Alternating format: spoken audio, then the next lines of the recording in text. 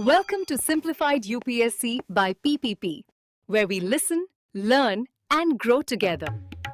Detailed notes in English and Hindi, plus practice questions for prelims and mains, only on our Telegram channel.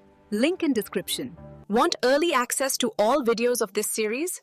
Join our paid Telegram group for just 499 rupees. One-time payment, lifetime access. WhatsApp now to join us. Simplified UPSC by PPP channel पर आपका स्वागत है। अगर आप चाहते हैं कि हम आपके लिए यूपीएससी की तैयारी को आसान बनाने वाला ऐसा ही उपयोगी कंटेंट लाते रहें, तो कृपया हमारे चैनल को सब्सक्राइब करें और हमें सपोर्ट करने के लिए पेड मेंबरशिप ज्वाइन करें। आज हम एक बहुत ही दिलचस्प और महत्वपूर्ण विषय पर बात करने वाले हैं, संघवाद यानी फेडरलिज्म।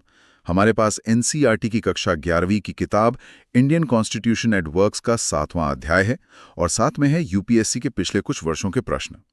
हमारा मिशन सिर्फ इस अध्याय को पढ़ना नहीं, बल्कि ये समझना है कि भारत का संघीय ढांचा आखिर ऐसा क्यों है जैसा वो है, इसके पीछे की सोच क्या थी। बिल्कुल, और ये विषय इसलिए भी खास है क्योंकि ये भारतीय संविधान की कह सकते हैं आत्मा से जुड़ा है। संविधान निर्माताओं के सामने एक बहुत बड़ी पहेली थी। एक तरफ देश को टूटने से बचाना था और दूसरी तरफ कश्मीर से कन्याकुमारी तक फैली विविधताओं और क्षेत्रीय आकांक्षाओं को भी सम्मान देना था। संघवाद इसी संतुलन को साधने की एक कोशिश है। तो चलिए इसी संतुलन को समझने की शुरुआत करते हैं। सबसे पहले एक बिल्कुल बुनियादी सवाल, संघवाद का असल में मतलब क्या है? मेरे ख्याल से इसका मतलब होता है सरकार के दो स्तर, एक केंद्र में और एक राज्यों में, और दोनों के बीच शक्तियों का बंटवारा। लेकिन जब मैं इस अध्याय को देख रहा था तो एक बात ने मुझे चौंका दिया। भारतीय संविधान में कहीं भी फेडरेशन या संघ शब्द का इस्तेमाल ही नहीं हुआ है। ऐसा क्यों? ये एक शानदार सवाल है और यहीं से भारत के अनोखे संघवाद की कहानी शुरू होती है। आप बिल्कुल सही हैं, संविधान में फेडरेशन शब्द नहीं है। इसकी जगह अनुच्छेद 1 कहता है, India that is Bharat shall be a union of states, यानी भारत राज्यों का एक संघ होगा। Union of states. हाँ, और ये सिर्फ शब्दों का खेल नहीं है। इसके पीछे विभाजन की त्रासदी से जन्मी एक गहरी भावना और एक मजबूत इरादा था। भावना और इरादा मतलब ये सिर्फ एक कानूनी परिभाषा नहीं थी? नहीं, बिल्कुल नहीं। फेडरेशन शब्द में ये भाव छिपा होता है कि राज्य एक समझौते के तहत साथ आए हैं। अच्छा, जैसे एक एग्रीमेंट करके। बिल्कुल, और जो समझौते से साथ आते हैं वे सैद्धांतिक रूप से अलग भी हो सकते हैं, जैसा कि अमेरिका में हुआ था। अब सोचिए 1947 के माहौल में, जब देश का बंटवारा हो चुका था और कई रियासतें आजाद रहने का सपना देख रही थीं। हाँ, वो माहौल बहुत अलग था। तब संविधान निर्माता ऐसा कोई दरवाजा खुला नहीं छोड़ना चाहते थे। यूनियन शब्द एक अटूट रिश्ते का वादा था। ये कहना था कि भारत एक है और राज्य इसके अभिन्न अंग हैं जिन्हें अलग होने का कोई अधिकार नहीं है। यह शब्द अपने आप में भारत की एकता और अखंडता की गारंटी है। वाह, ये यूनियन ऑफ स्टेट्स वाला विचार तो समझ आ गया। ये वाकई बहुत गहरा है। लेकिन असल में जमीन पर ये काम कैसे करता है? मतलब दिल्ली में बैठी सरकार और मान लीजिए भोपाल या चेन्नई में बैठी सरकार के बीच काम का बंटवारा कैसे तय होता है कि कौन क्या करेगा? यहीं पर शायद संविधान की सूचियों की भूमिका आती होगी। बिल्कुल, यहीं पर संविधान की 7वीं अनुसूची तस्वीर में आती है, जो शक्तियों का एक बहुत ही स्पष्ट और विस्तृत बंटवारा करती है। इसे 3 सूचियों में बांटा गया है। पहली है संघ सूची यानी यूनियन लिस्ट। यूनियन लिस्ट, इसमें वे विषय हैं जिन पर पूरे देश में एक जैसी नीति की जरूरत है, जैसे रक्षा, विदेशी मामले, रेलवे, बैंकिंग, मुद्रा। इन पर कानून बनाने का अधिकार सिर्फ और सिर्फ केंद्र की संसद के पास है। ठीक है, संघ सूची में राष्ट्रीय महत्व के विषय हैं, लेकिन राज्य सूची में पुलिस और कृषि जैसे विषय क्यों रखे गए? इसके पीछे संविधान निर्माताओं की क्या सोच रही होगी? बहुत अच्छा सवाल है। दूसरी सूची है राज्य सूची यानी स्टेट लिस्ट, और इसमें पुलिस, कृषि, स्वास्थ्य, स्थानीय शासन जैसे विषय हैं। इसके पीछे सोच ये थी कि ये ऐसे मामले हैं जो हर राज्य की स्थानीय जरूरतों और परिस्थितियों के हिसाब से अलग-अलग हो सकते हैं। अच्छा, मतलब वन साइज फिट्स ऑल वाला फॉर्मूला नहीं चलेगा। एग्जैक्टली। महाराष्ट्र की कृषि समस्याएं पंजाब से अलग हैं और केरल की पुलिसिंग की चुनौतियां बिहार से अलग हो सकती हैं। इसलिए राज्यों को इन पर कानून बनाने की आज़ादी दी गई ताकि वे अपनी स्थानीय जरूरतों के मुताबिक नीतियां बना सकें। ये तो बहुत तार्किक लगता है। लेकिन एक तीसरी सूची भी है, समवर्ती सूची। उसका क्या काम है? तीसरी है समवर्ती सूची या कॉन्करेंट लिस्ट। इसमें शिक्षा, वन, मजदूर संघ, विवाह और गोद लेना जैसे विषय हैं। ये ऐसे विषय हैं जिन पर राष्ट्रीय और राज्य दोनों ही दृष्टिकोण महत्वपूर्ण है, इसलिए इन पर केंद्र और राज्य दोनों कानून बना सकते हैं। लेकिन यहाँ एक सवाल उठता है, अगर एक ही विषय, मान लीजिए शिक्षा, पर केंद्र और राज्य दोनों ने कानून बना दिया और दोनों के कानूनों में टकराव हो गया, तब क्या होगा? यहीं पर भारतीय संघवाद का झुकाव केंद्र की ओर दिखता है। अगर समवर्ती सूची के किसी विषय पर केंद्र और राज्य के कानूनों में टकराव होता है तो केंद्र का कानून ही मान्य होगा। राज्य का कानून उस हद तक शून्य हो जाएगा जिस हद तक वो केंद्रीय कानून का विरोध करता है। तो क्या ये राज्य की शक्ति को एक तरह से बेमानी नहीं बना देता? ये तो नाम के लिए ही समवर्ती हुई। ऊपरी तौर पे ऐसा लग सकता है, लेकिन इसका उद्देश्य सहयोग को बढ़ावा देना है। ये राज्यों को अपने हिसाब से कानून बनाने की आज़ादी देता है, लेकिन साथ ही ये भी सुनिश्चित करता है कि अगर कोई राष्ट्रीय मानक तय करना जरूरी हो तो वो किया जा सके। और यहीं पर यूपीएससी का एक सवाल सीधे सीधे जुड़ता है। अच्छा। 2013 के प्रीलिम्स में पूछा गया था कि आर्थिक और सामाजिक नियोजन यानी इकोनॉमिक एंड सोशल प्लानिंग किस सूची में है? इसका जवाब है समवर्ती सूची। यह दिखाता है कि संविधान निर्माता चाहते थे कि विकास की योजनाओं में राष्ट्रीय दृष्टिकोण भी हो और राज्यों की भागीदारी भी। ये तो बहुत साफ बंटवारा लगता है।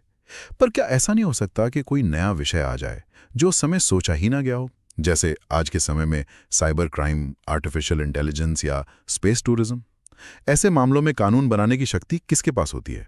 ये एक बहुत ही व्यावहारिक सवाल है और संविधान निर्माताओं ने इसका भी ध्यान रखा।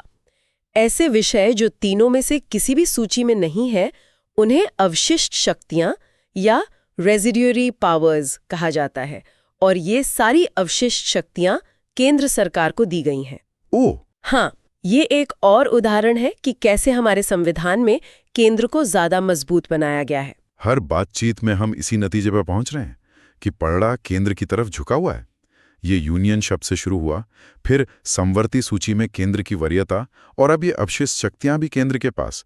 ऐसा लगता है ये एक सोचा समझा डिजाइन है। बिल्कुल, ये एक बहुत सोचा समझा डिजाइन है जिसे विशेषज्ञ यूनिटरी बायस या एकात्मकता की ओर झुकाव वाला संघवाद कहते हैं। इसके पीछे भी मजबूत ऐतिहासिक कारण थे। संविधान निर्माता एक मजबूत केंद्र चाहते थे जो देश की एकता अखंडता को बनाए रख सके, सामाजिक आर्थिक बदलाव ला सके और अंतर्राष्ट्रीय स्तर पर भारत का प्रतिनिधित्व कर सके। इसे एक तरह से ऐसे समझ सकते हैं कि जैसे एक परिवार में माता पिता यानी केंद्र ने बच्चों यानी राज्यों को अपने अपने कमरों को सजाने की पूरी आज़ादी दी हो, लेकिन घर का मेन गेट, बिजली का मीटर और इमरजेंसी का बटन अपने पास ही रखा हो। आज़ादी है, पर कुछ शर्तों के साथ। क्या बेहतरीन एनालॉग है! बिल्कुल यही बात है। और संविधान में कई ऐसे प्रावधान हैं जो इस इमरजेंसी बटन को केंद्र के हाथ में देते हैं। सबसे पहला और सबसे शक्तिशाली प्रावधान है राज्यों के अस्तित्व को लेकर। संसद किसी भी राज्य की सीमाओं को बदल सकती है, उसके क्षेत्र को घटा या बढ़ा सकती है, या दो राज्यों को मिलाकर एक नया राज्य बना सकती है। एक मिनट, क्या इसके लिए उस राज्य की सहमति जरूरी नहीं है? मतलब केंद्र सरकार किसी राज्य का नक्शा उसकी मर्जी के बिना बदल सकती है? ये तो बहुत बड़ी शक्ति है। हाँ, राष्ट्रपति इस पर राज्य विधानमंडल की राय जानने के लिए भेजते हैं, लेकिन उस राय को मानने के लिए बाध्य नहीं है। अंतिम निर्णय संसद का ही होता है।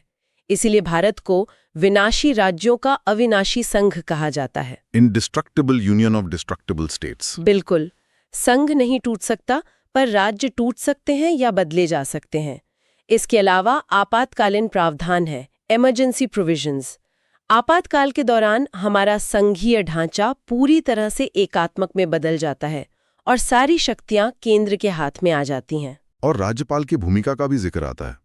तो राज्यपाल एक तरह से केंद्र के एजेंट हुए जो राज्य में नजर रखते हैं, लेकिन क्या उनके पास सच में राज्य सरकार के काम में दखल देने की शक्ति है? बिल्कुल है।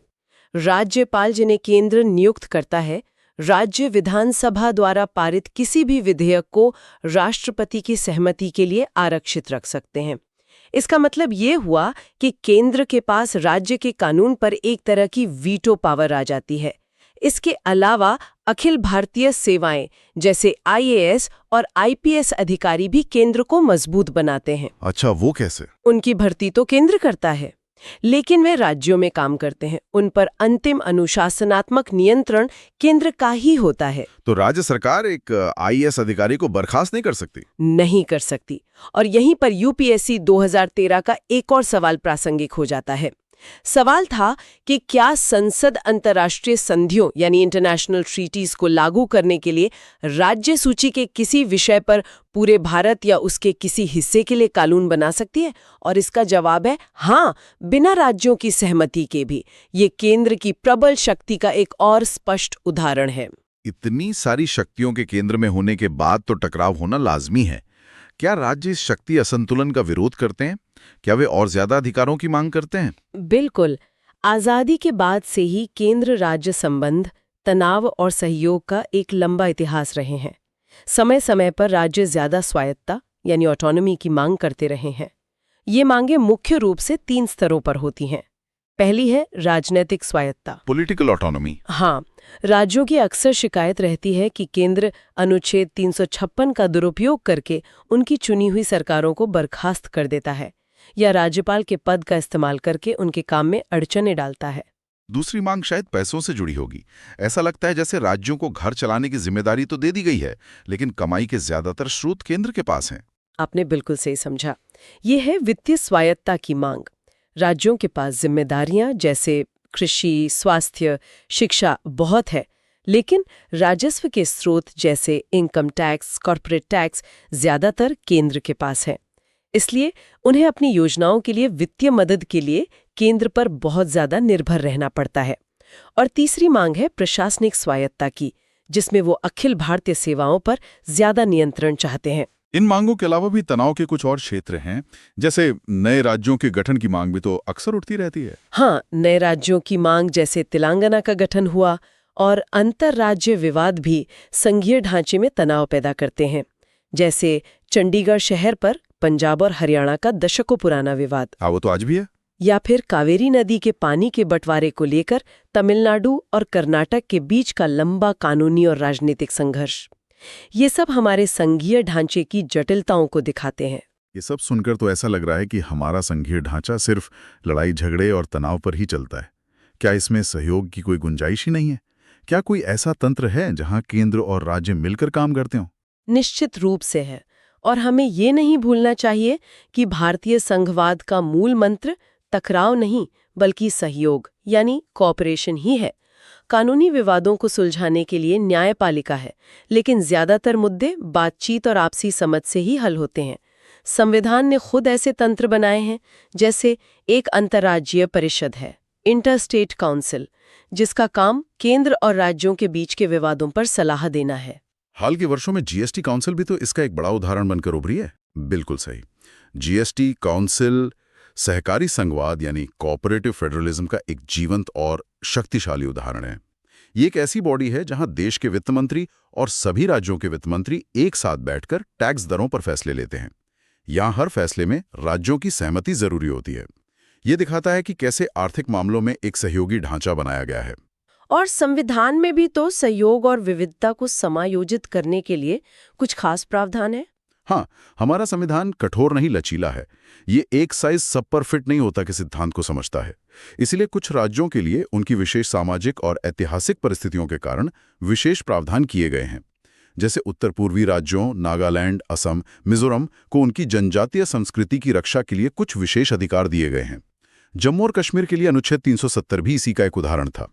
ये दिखाता है कि हमारा संविधान विविधता को समायोजित करने के लिए कितना लचीला है। ये बहुत दिलचस्प है। तो एक तरफ केंद्र मजबूत है, लेकिन दूसरी तरफ राज्यों को सुरक्षित रखने के भी प्रावधान हैं। हाँ, और यहीं पर UPSC 2013 का एक और सवाल हमारे लिए बहुत महत्वपूर्ण हो जाता है, जो संविधान संशोधन की प्रक्रिया से जुड़ा था। सवाल संघीय ढांचे में बदलाव की प्रक्रिया को लेकर था। ये जानना बहुत जरूरी है कि अगर संविधान में कोई ऐसा बदलाव करना हो जो शक्तियों के बंटवारे जैसी संघीय विशेषताओं को प्रभावित करता हो, तो उसके लिए सिर्फ संसद का विशेष बहुमत काफी नहीं है। उसके लिए कम से कम आधे राज्यों की विधानसभाओं की सहमति भी जरूरी है। ये प्रावधान राज्यों के लिए एक सुरक्षा कवच की तरह है। ये केंद्र को मनमाने ढंग से राज्यों की शक्तियों को कम करने से रोकता है और हमारे संघीय ढांचे की मजबूती को दिखाता है। तो आज की इस पूरी चर्चा को अगर यूपीएससी की तैयारी कर रहे साथियों के लिए समेटना हो तो मुख्य बातें ये हैं। भारत एक राज्यों का संघ है, फेडरेशन नहीं, और इसका कारण ऐतिहासिक है। यहाँ शक्तियों का 3 सूचियों में स्पष्ट विभाजन है, लेकिन पड़ला हमेशा केंद्र की ओर झुका रहता है, जिसे यूनिटरी बायस कहते हैं। और आखिर में केंद्र राज्य संबंध हमेशा से गतिशील रहे हैं, जिनमें तनाव भी है और जीएसटी काउंसिल जैसे सहयोग के मजबूत उदाहरण भी हैं। आपने बिल्कुल सही सारांश दिया। और अंत में हमारे सुनने वालों के लिए सोचने के लिए एक सवाल छोड़ते हैं। भारत में एक मजबूत केंद्र का होना हमारी एकता और अखंडता के लिए एक जरूरत थी, खासकर 1947 में। लेकिन क्या आज़ादी के 75 वर्षों बाद आज के बदलते भारत में ये संतुलन अभी भी उतना ही प्रासंगिक है? क्या भारत का भविष्य और अधिक विकेंद्रीकरण और राज्यों को अधिक स्वायत्ता देने में है, या फिर राष्ट्रीय लक्ष्यों को पाने के लिए हमें एक और मजबूत केंद्र की जरूरत है? वाकई एक गहरा सवाल है जिस पर विचार करना जरूरी है। उम्मीद है ये विश्लेषण आपके लिए उपयोगी रहा होगा। Simplified UPSC by PPP channel को अपना सहयोग देने के लिए सब्सक्राइब करना और मेंबरशिप ज्वाइन करना ना भूलें। हम जल्द ही एक और महत्वपूर्ण विषय के साथ वापस आएंगे। Thanks for watching. Follow us on Telegram and Instagram. Don't forget to like, share, and subscribe.